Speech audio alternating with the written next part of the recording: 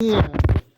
Derek Shapiro here. We're recording this at Pawtucket Patriot Bar and Grill, one of the places where I work. This next person who I have on my podcast here on all my platforms, we have this nice patron who comes here a lot for karaoke. Got to be friends with him personally, and his name is Drew Howe. Welcome, Drew Howe, to my Derek Shapiro podcast. How you doing? Pretty well. Yes, and so you worked actually for the city of Pawtucket. Yes, I work for the city of Pawtucket as well. Yes. I've been there almost 4 years. Great job, great money, and all that. Thankfully, I have today off because today's a holiday. Yes, we're recording this on President's Day. Yes. And of course, I'm working today on President's Day. Not here, but just meeting with you here. And of course, you come here a lot for karaoke. Of course, I do. And because me being the DJ here, I think you come other nights too, other than my nights. So usually when Derek is working, I'll come in on a Monday night. I'll come on the weekends. Usually Friday, Saturday, Sunday. Yeah. It all depends where my time frame is, and depends how much time I have. If I want to stay here for an hour, I'll stay here for an hour, like I did last night, and I go to other places. To meet people. But you're loyal here. This is Yes. this is like Cheers over here. But you have a serious topic you want to talk about though today, and your father was connected to 9/11. Yes. Yeah, September 11th, World Trade Center. September 11th, 2001, my dad was a rescue lieutenant on Rescue 2 of the Pawtucket Fire Department. And he just got back from a call, and his battalion chief called him and said, "Hey, Bob, there's been an attack at the World Trade Center down in New York. And I need, if you're up to volunteer and go down and search for survivors for the next 4 days, you and 17 other guys will go down." So that's what my dad did. So on September the 11th, that night, him and 17 other firefighters went down to the World Trade Center attacks and searched for 4 days, searched for survivors. And just the stories he's told me is, if you look at the damage, how it was with the two towers, Building 7, and the surrounding buildings across the city of New York, you look at how bad it looks like a war zone. And my dad telling me it was hell when he went down there. He has incredible pictures of the collapsed towers, collapsed Building 7. When he got down there, there's a street called West and Vesey Street. That's where they staged for the first 48 hours when they were there, and then they started digging and helped the FDNY find survivors. They couldn't find anything. You can't find a desk, you can't find a shoe, you can't find a telephone, a computer. The biggest piece of a telephone my dad found was about half of the keypad. It was about this big. The building collapsed to dust, how my dad told me. And it was probably the worst thing he ever saw. Him fighting fires in Pawtucket's different, but going down to a natural disaster with the World Trade Center, it was very scary for him, and he knew it was a big challenge to do in his life. And I'm proud of my dad, now deceased, but he's my hero from that, and I'm happy that he went down there, even though it was very risky to go down. Sure. But it was very scary for him to go down. Right. My dad had 20 years total with the Pawtucket Fire Department, 7 with North Province, and 3 with Nasonville. I was a volunteer lieutenant for 2 years. Sure. Up in Barrowville, but I missed the job. So. And what complications did your father have due to going? So complications, he had GI bleed and smoke inhalation from 9/11. So really? Yes. So. Wow. And how long ago did he pass away? About 4.5 years ago. And some things were due to that 9/11? Yeah, a little bit. Yep. Wow. And so I had to ask you, because we're taping this on February 20th, the 20th anniversary of the Station nightclub fire. Mm-hmm. What impact did that have on your life and your father's life? So the Station nightclub fire is the same year of the Greenhall Mill fire on Cottage Street in Pawtucket. Yes. And a story how Where Stop and Shop is now. where Stop and Shop is now, and I have I was coming home from school one day on a Friday, very windy day, and I noticed smoke in the distance. I said, okay, it's probably a regular house fire. Not to realize my dad picking me up and him flying down Prospect Street trying to get to the substation right off of Armistice Boulevard. And I asked him, I said, Dad, what's going on? I said, there's a massive mill fire and 17 houses on fire as well. So the entire state of Rhode Island and half of Massachusetts responded to that incident. It took 14 and a half hours for the flames to get under control. I remember Dad going to the substation, my mom meeting us there. A 10-block radius evacuated with the 17 houses burning down on Mendon, Kenyon, Darlingdale, and I believe as far as Rock Avenue. And that happened around 20 years ago today, too. 20 years ago. So it happened in November. A Station Nightclub fire was before. Yeah. In February. Yep. And the Greenhall Mills was in November. Okay, Greenhouse, okay, was in November. Station Nightclub fire was 20 years ago today as we're taping this. So did your father help out with the Station Nightclub fire at all? I don't think he did. He had friends that was down there. His friend Steve Magna, who was a retired lieutenant now, was on Warwick Fire Department and went down to that fire for a while. It's just very scary to see something like that happen. But very scary to see a Greenhall Mill fire, especially on Cottage Street, burning down.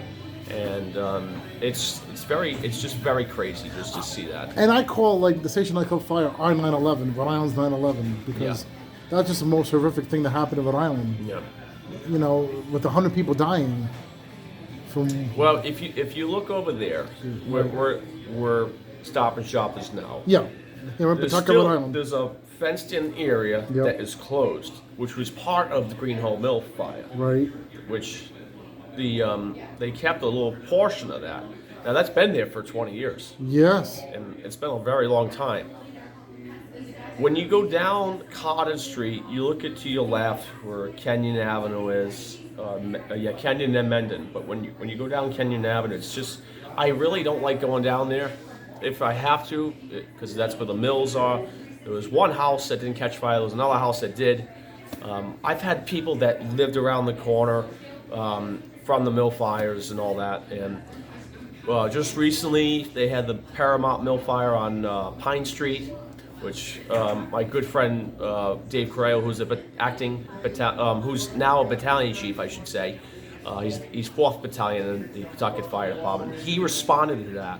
Sure. And I talked to Dave Correo for a while, and he said to me that was probably one of his worst fires he's ever went to. Really? Because if the wind was to pick up, you would have lost entire Central Falls in that fire. Wow, that's amazing. And you said you helped out the fire department too? Yes, I volunteered up in Burrville, up in Nasonville. It's up towards Wright's Farm. And how? Oh, okay. And how scary is seeing a fire firsthand, like just like near there? You being in the fire, you being in the fire industry, you know, you find the fires. So I was a volunteer, so it was like I've seen fire up close. Like I've rode with Pawtucket in my whole senior year. I saw everything. I went to shootings, I went to house fires, I went to mill fires, I went to everything, and that's where the filming came in. And then I wanted to pursue a volunteer department up in Burrville. Yep. Wright's Farm is our district. We're Station 3. Sure. So we had the opportunity to volunteer, and my captain, who was in charge of Engine 32, usually would have, some departments have 4 guys on a truck and 2 on another. So that's what happened with us. So we had 4 guys. So we have 2 backstep guys that would work the pump. We have an engineer, like a driver, that's Donnie, and then we have Captain Joe Balkman. My captain for a couple, and then he went out on injury. They put me in charge as acting officer. Out of the acting officer, I probably had maybe 2 or 3 runs, but it was just box alarms, no major fires. I had one good fire with my dad. Wasn't a house, it was just like a good garage fire. Sure. Do fires freak you out today? No. No. God. What can you tell for people like me? Because I get freaked out. I recently saw a big fire happen before I moved back to Rhode Island. I was living in Salem, Massachusetts, and there was a fire one late night. One late night, me and my son, we just left the block. We didn't get evacuated. It was like down across the street, like but like far enough that our house wasn't gonna get burnt. But I got freaked out so much, I just had to go.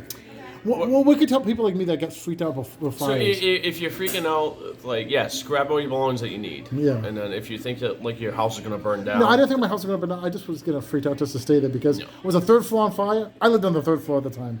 So what can you tell about like keeping you at ease and not wanting to leave because you see a fire? I have my scanner beside my bedside every night. If I hear the word stillbox in Pawtucket, that means it's an actual fire, and I am responding from my house to go there to take pictures. I am not afraid to take pictures of fire. I'm not afraid to get up close to a fire. Really? Nope. Why? Nope. You know, some people are afraid of fire, and some people are not. And Yeah.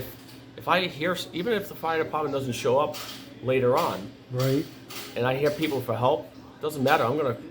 Doesn't matter if someone's trapped, I will risk my life to save theirs. Risk my life to save theirs. Right. It doesn't matter if I have third-degree burns or second-degree burns. You know what? I want to save the person. If someone's trapped on the third floor, I'm going to find my way up there. I don't care I don't care if it's someone I don't know. If someone's trapped and the fire department is not there in time, and I get there before them, and someone's trapped, like, I want to do the best deed I can do, risk my life to save them. Well, I gotta tell you, Drew Howe is more courageous than Derek Shapiro is. I gotta admit it. I'm not afraid to admit it. I think I would be too chicken. But then again, I'm not chicken other ways. I've had bad exes. I'd rather sometimes be in a fire than how many exes I've had.